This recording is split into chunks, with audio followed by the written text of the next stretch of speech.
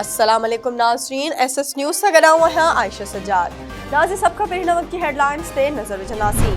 IMF चयो आहे त हुकूमत पेट्रोल ते घटि आमदनी वारनि लाइ सब्सिडी ॾियण बाबति का बि सलाह नाहे कई।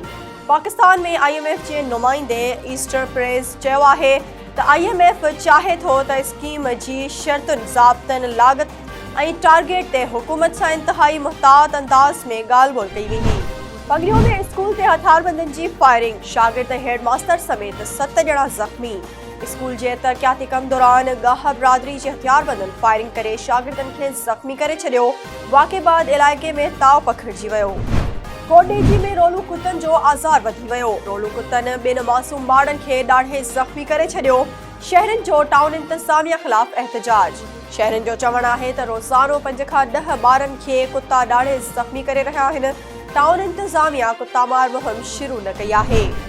नाज़रीन, ही हुयूं हिन वक्त ताईं जूं हेडलाइंस। वधीक तफ़सीली ख़बरूं असांजे यूट्यूब चैनल ते ॾिसंदा। असांजे यूट्यूब चैनल खे लाइक ऐं सब्सक्राइब करणु न विसारींदा।